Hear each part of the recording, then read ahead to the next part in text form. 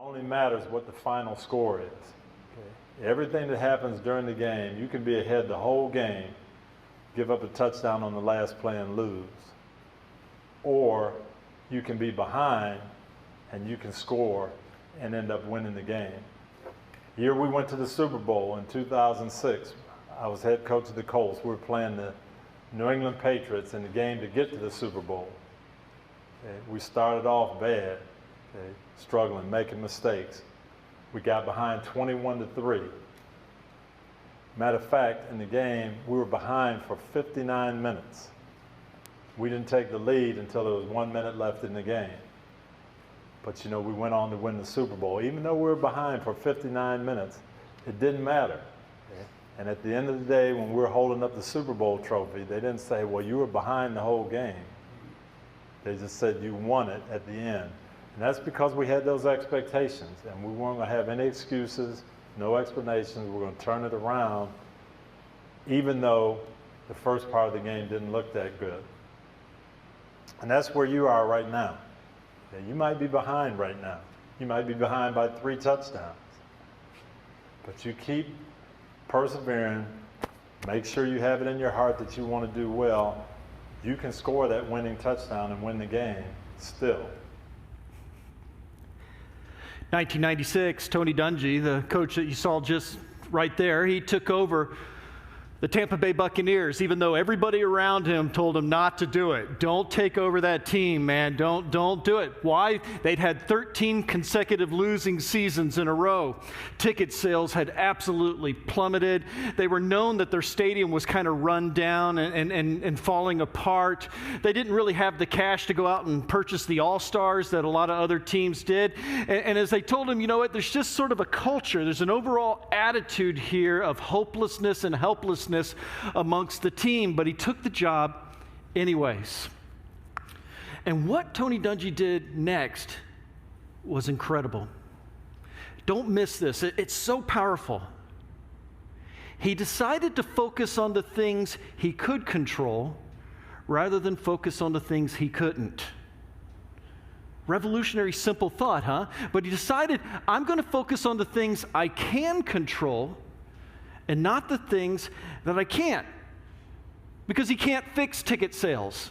He can't buy them a new stadium, won't be able to go out and find the all-star. And this one might even surprise you too. He can't tell the players what to think and what to feel. He can't change that. Instead, what he decided to do was go research and evaluate some of the best teams that had ever played. To go look at what made them unique. We oftentimes think, oh, it's because they had some all-star player. But most of us know football's a team sport. It takes more than one person. And so he had to evaluate, what is it about those winning teams that is unique? And the answer might surprise you. He ended up noticing there's 3 things in particular that set these teams apart. What were those 3 things that they were better at than the other teams? The first one is this. He noticed on those winning teams every single time, they had fewer turnovers than the other teams all season. The second thing he noticed is they had fewer penalties than the other teams all season. The third one was a surprise to me, but it is interesting. They had great special teams. Now, why? Why those 3 areas? Well, turnovers, what is a turnover? A turnover is basically giving the other team the ball, right? So the fewer times you do that, the better. And what are penalties? Well, penalties are going the wrong direction. The end zone's over there. Penalties are taking you this direction. They'll never quite get you there. And so the teams that do better with that will march the ball down the field. Now, why special teams? And what he discovered on that is when you have a really good special teams, they will position your ball on the field better than the other teams so that you are closer to where you need to go and more likely to score.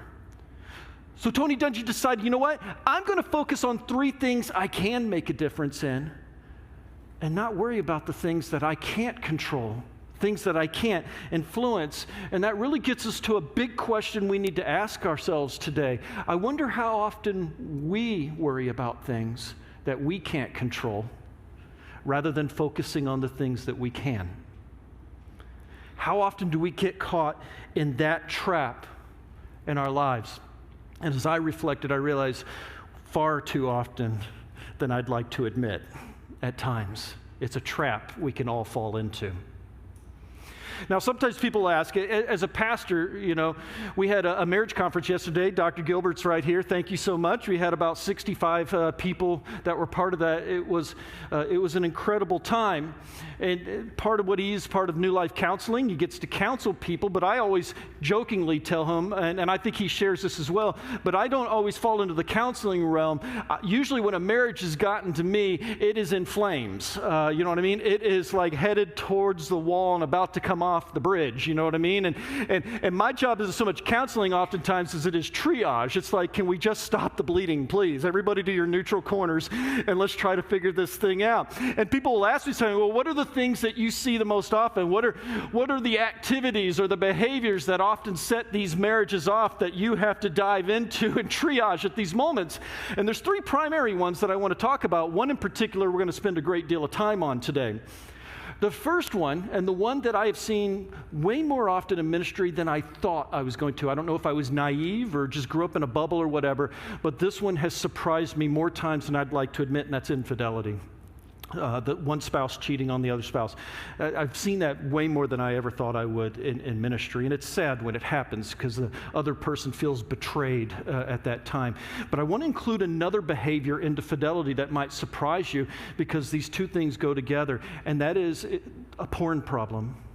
Because what research has showed us in the last 10 years is when a spouse catches the other spouse with a porn problem, the emotions and the feelings they have are identical to the ones they had when the spouse cheats on them with another person. And so I put them in the same way. If you have a porn problem that's in your marriage, you're cheating on your spouse. Please stop. The second one I come across all too often, we talked about some of these here in the last couple of days as well. We've talked about it in other sermons, and that is mismatched expectations.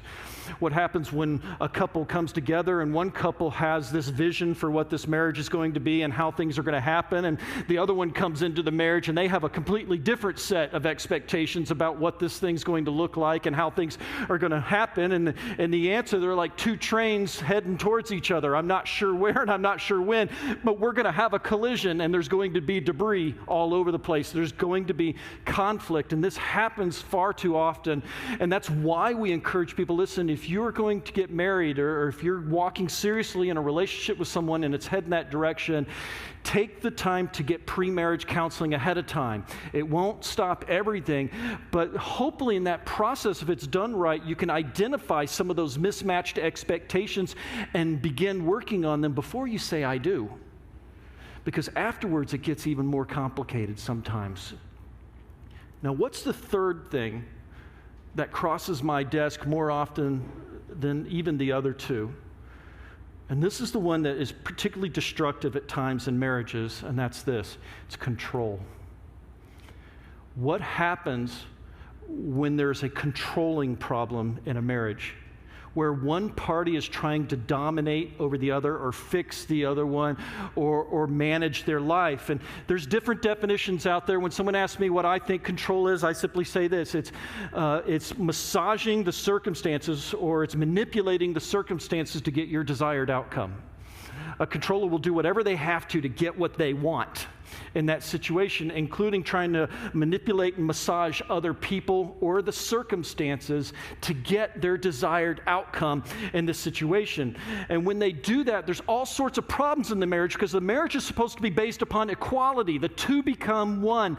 They are equal. But when one of the two tries to dominate over the other one, or tries to assert their authority over the other one, we start running into all sorts of problems, because someone may put up with that for a little bit, but everyone I know over time, if they have been consistently controlled by someone else, eventually wakes up one day and says, enough is enough.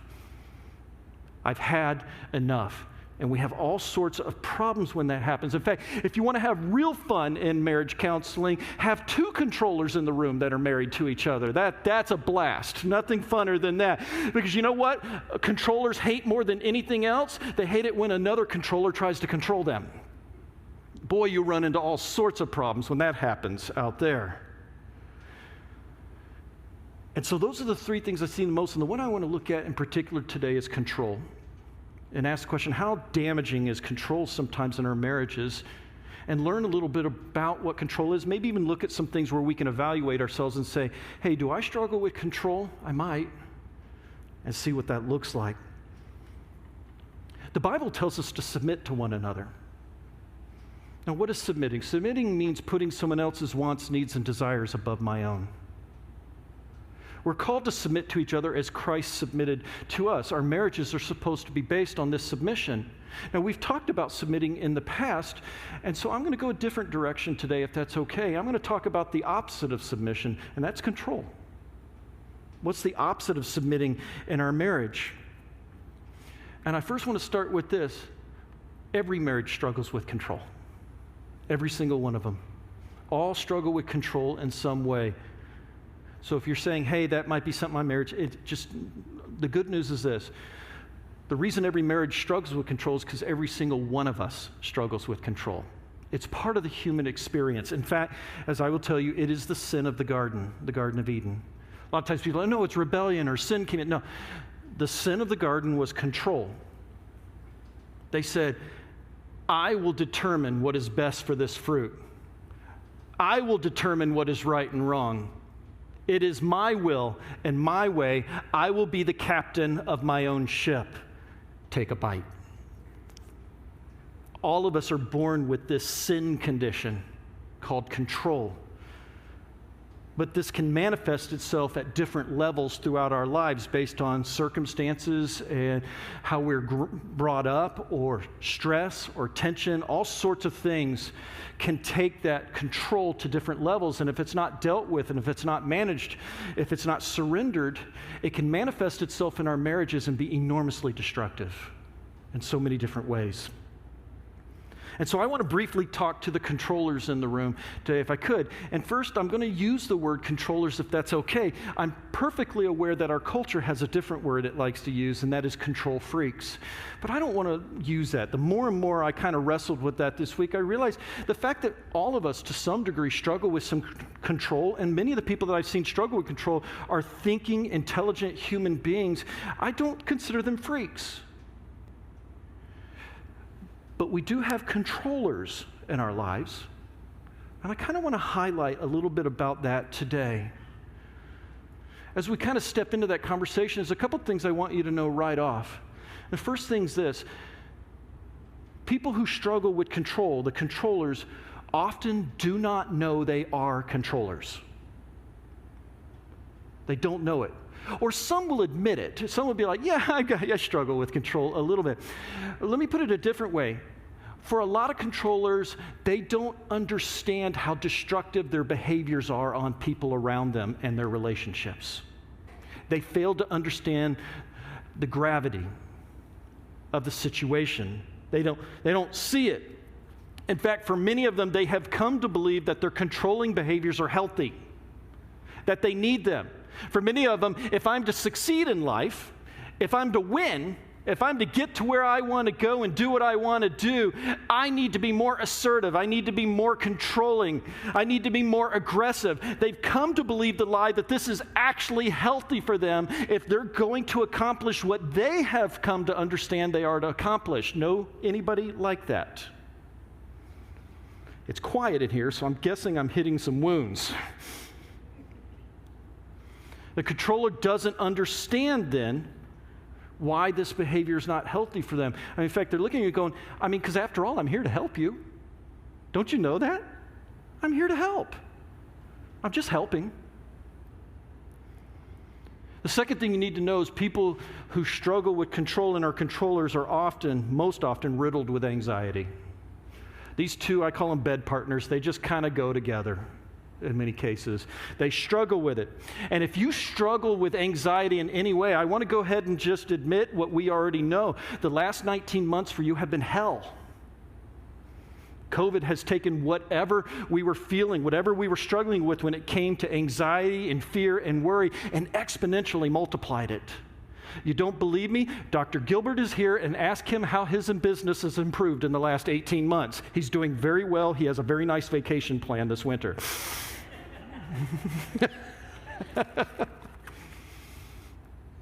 It's gone off the charts. See, controllers are in a hurry to get everything in their world under control as quickly as possible because they're afraid of feeling out of control. And when they feel out of control, they're losing. They know they're losing whatever little control they have at that moment.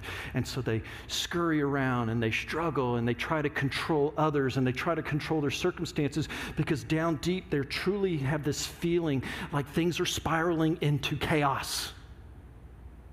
And the only person that can fix this is me. So let me ask you, are you a controlling person? Any controllers out there? Well, 1, 2, and a bunch of liars on top of it. All right.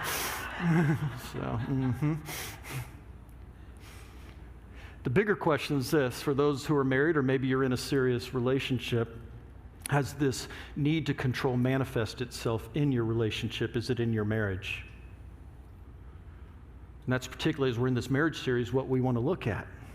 That's why this is a difficult sermon to preach. I'm trying to describe something sometimes to a group of people who are in denial as to whether or not they even have it, or even worse, to the level or degree in which they have it. You know what I mean? They don't fully understand how this is hurting and affecting the people around them. They just don't see it.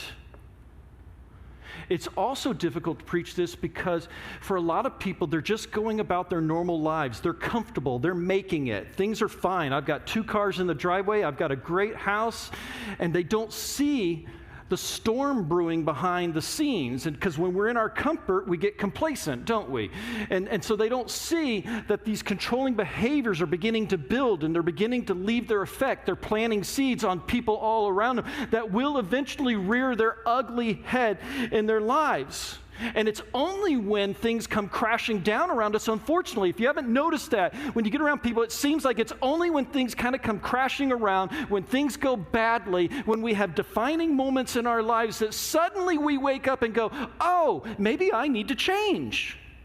Maybe I can't go on living this way forever. It's only in these crisis moments sometimes, and I hate that. I hate that it takes that to get us there. But for some people, it's only when they come to the end of themselves that they get on their knees. It's only when things go poorly and they realize that all of my attempts to try to fix my circumstances and fix others have taken me down dead-end roads and littered it with dead bodies behind me. It's only at that moment that we cry out in humility to the Lord and say, not my will, but your will be done. Amen? Don't wait for that. Ask yourself, am I a controlling person? Do I struggle in some of these areas?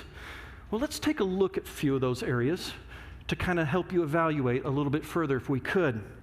First thing, let's look at some triggers for anxiety. First one's this, no surprise, it's probably the number 1 trigger I see, stress. Number 1 trigger of anxiety is stress. People get stressed by circumstances that feel out of control. They feel like they're losing control. Or here's a second one that often sets off stress and controlling behaviors, but it goes with this. They've overpacked their calendar. Anybody guilty of that one? We don't leave room for rest. We don't leave room for rejuvenation. We don't leave room to get revitalized. The fancy Christian word for that would be Sabbath. When the stress increases, controllers' teeth come out, and you will see it. And controllers like to pack their schedule, by the way, because they like to keep busy, because when they're busy, they're fixing things, and when they're fixing things, things are getting better, at least getting better by their definition, because a controller's not going to come ask you what your definition is. They've already determined what right and wrong is, and they've already determined what they're doing, so they're going to get busy, and they're going to get busier, and if they get busier, they don't have to think about what their problems are, because they don't have to think about them, they don't have to think they're out of control.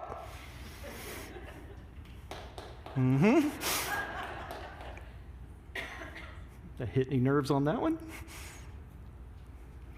Stress. Number 2 is for me, so I'll go ahead and just admit it. Perfectionism. Anybody struggle with that one? A controller likes things to be just a certain way. Their way, in case you were wondering.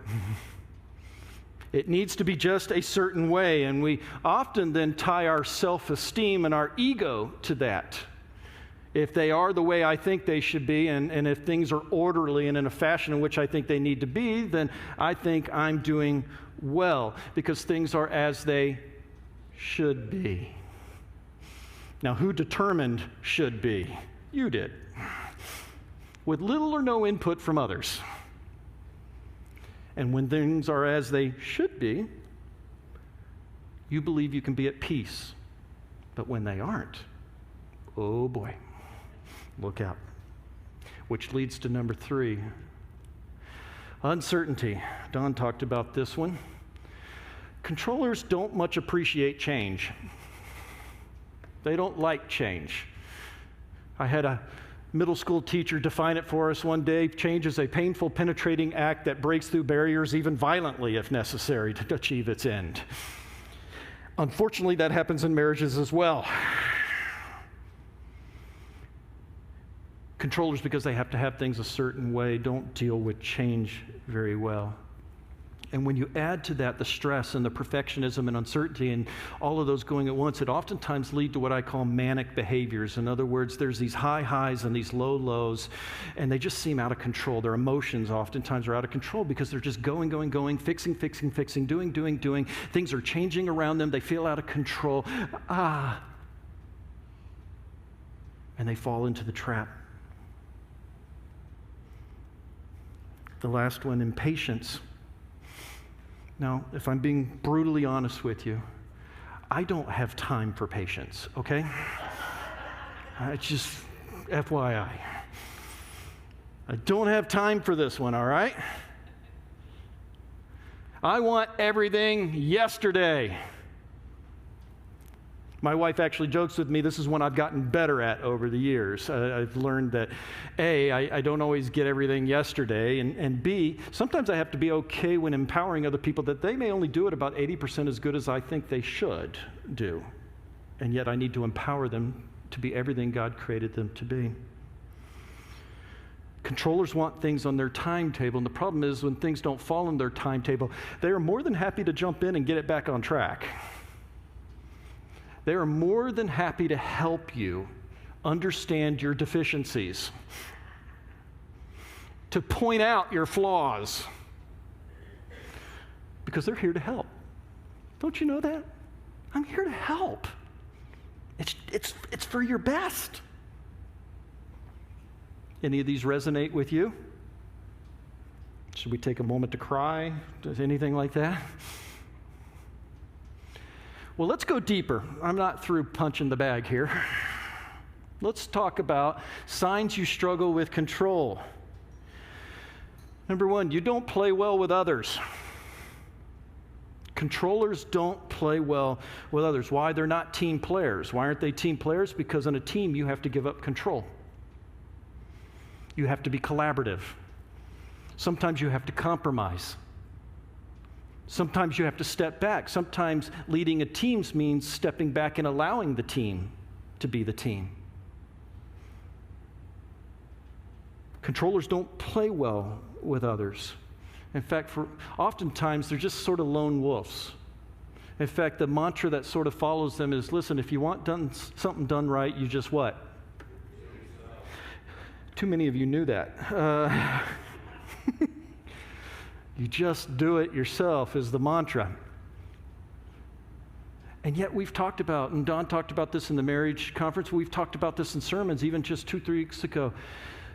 Part of being in the church is joining a group of people that we are not meant to be alone, that we are designed for community. And so we have to begin to recognize if we're struggling to exist in a community, we need to ask ourselves, what is it about my behaviors and my controlling thoughts and actions that are keeping me from being at one in that community? What is it that's holding me back? But the next thing you need to know is this: controllers believe it's their job to change people. Another way to put it might be fix them. I need to change people because they know what's best for everyone. They've got the answers.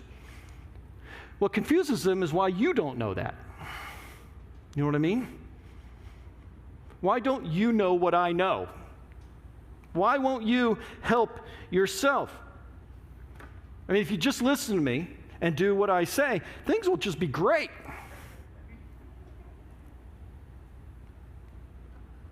And then they wonder why they don't play well with others. Which gets to number 3. For people who struggle with control, meaningful relationships are difficult.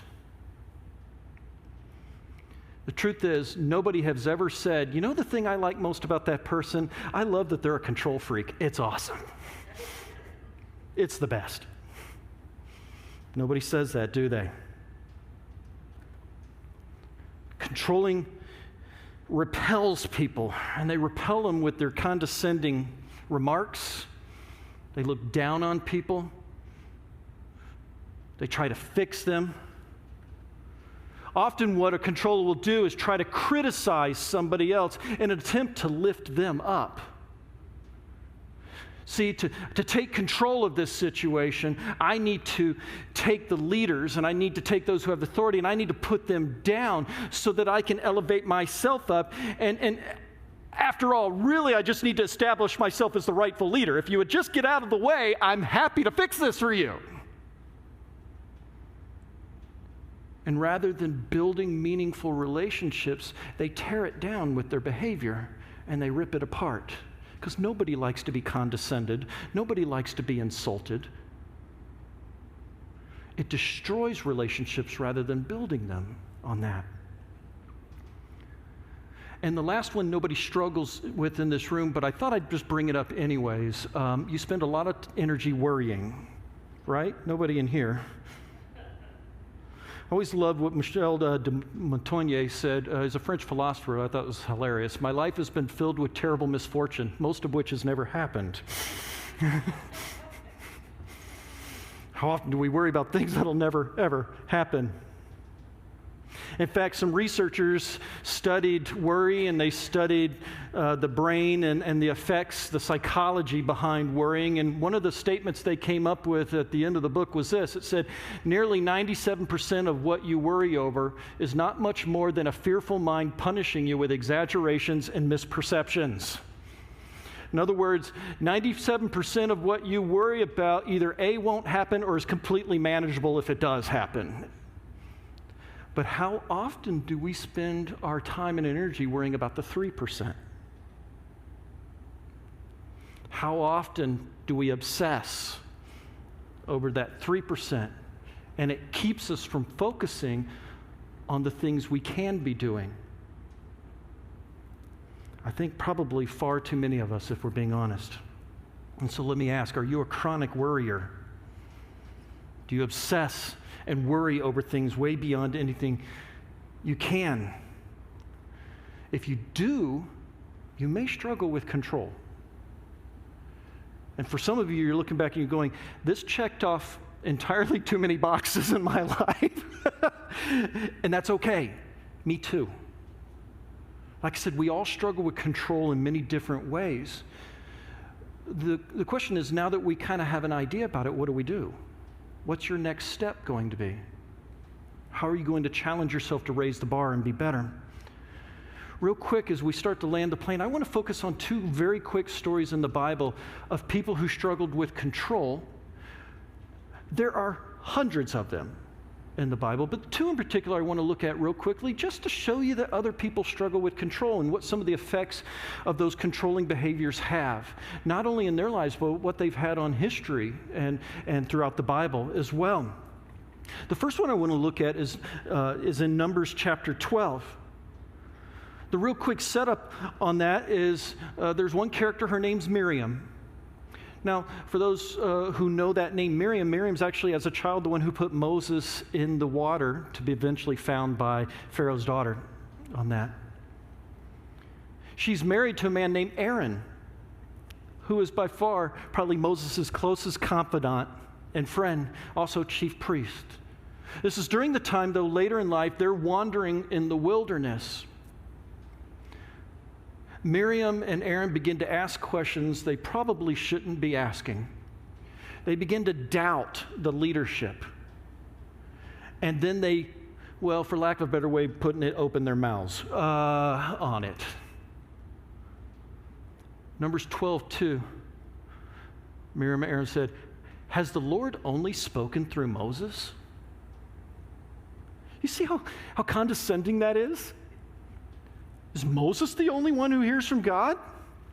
I mean, come on. And what are they doing? This is no different than the serpent in the garden, by the way, asking questions that put doubt in someone else's mind. Did God really say you couldn't eat from every tree? You can hear the serpent hissing in this. Has the Lord spoken only through Moses? And then very piously and humbly they said, hasn't he also spoken through us? What are they doing? They're casting doubt on Moses' leadership, on his anointing, on his calling. And they're trying to elevate themselves into a position of authority that the Lord has not granted them. The Lord does have something to say a few verses later. And it says, the anger of the Lord burned against them, and he left them. And when the cloud lifted from above the tent, Miriam's skin was leprous. Miriam then found herself begging for her life. And the Lord cast her out of the tribe for 7 days to live outside of the community. In fact, it forced the community to stop. They were wandering, and it forced them to sit there and stop for 7 days. So they all knew why.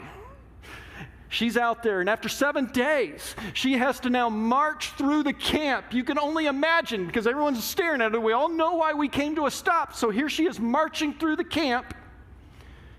And as tradition would teach, she then has to go to where the temple is, the tent of meeting, and she has to be ritually cleansed by the priest there, which happened to be associated with her husband. You can only imagine how embarrassing now that is, how humbling that is at that point. What happened? Miriam's hunger and power for control almost got her killed in this story.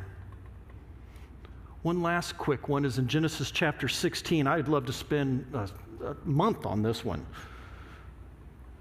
A man named Abram, we'd all know him as Abraham later, but his name hadn't been changed yet, was married to a woman named Sarai. Her name would later be Sarah. God had promised Abraham, I will bless you. Out of you will come a nation, an uncountable nation, more than the sands of the seashore. But the problem is, when we pick up the story, Abram and Sarai were well beyond childbirthing years, had gone well beyond that time they could have children. And I'm sure at this point they're asking, hey, Lord, remember that thing you told us? Remember that promise you made for us? What happens? Sarai says to Abraham, ooh, don't miss this. The Lord has kept me from having children. Ooh, what is she doing here? My friends, I would be really careful about putting God on the judgment seat. Really careful about putting him in the witness stand and accusing him. The Lord has kept me from having children. She tells Moses, go sleep with my slave. Perhaps, and I highlighted those two words for a reason. This is the controller's mantra. At the core of the controllers, this is it. I can build a family through her. Not God, not his promises. Who's going to fix this? Me. Aren't you lucky to have me? That's the controller's mantra. I can fix it. I can do it. I can solve this. I can make it better. And we take our eyes off of God and we put it here where they don't belong.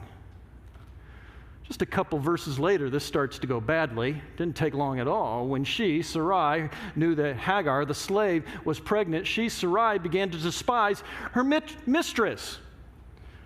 Go figure, wives don't like it when their husbands sleep with other women. Who'd have thought? Not real thrilled. Any women in here are like, yeah, that's totally cool. And so now there's tension.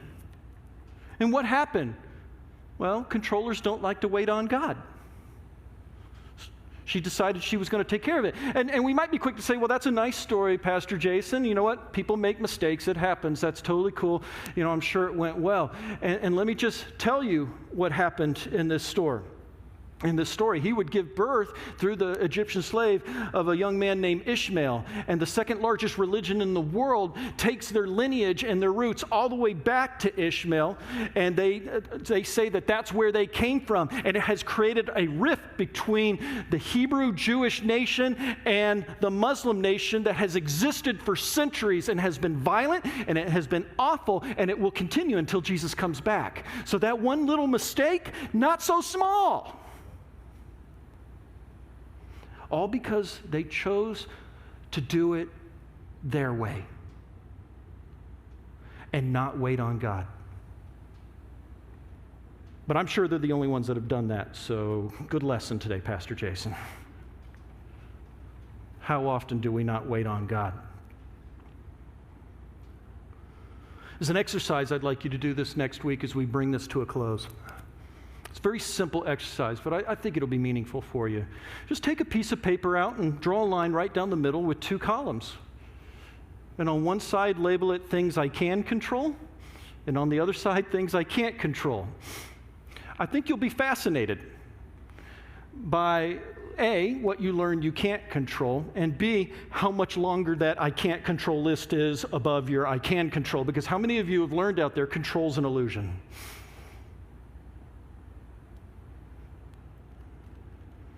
What would happen if we actually focused on the things we could actually control in our lives? Just like Coach challenged us at the beginning. So we need to remember this. To truly live in the Spirit, we must give up control. If we're going to declare Christ in us, either God has control of your life or you do. Which one is it? That's the tough question we have to ask, because there isn't room for both. For some of us in this room, the need to control our circumstances and others is a deceptive, destructive sin that is sabotaging our marriages and our relationships. And I just want to be as blunt as I can. It's a sin. Flat out. And for some, to step in to this and take a next step means that you've got to surrender that control to the Lord. It's the prayer of Jesus in the garden the night he's to be arrested. Not my will, but your will be done. Our marriages were created to be 2 people submitted to one another under the authority of Christ. And submitting means that we have to surrender our need to control and our desire to fix and our want to manipulate others, to give it up and to say, I am here for you. I exist for God and I exist for others.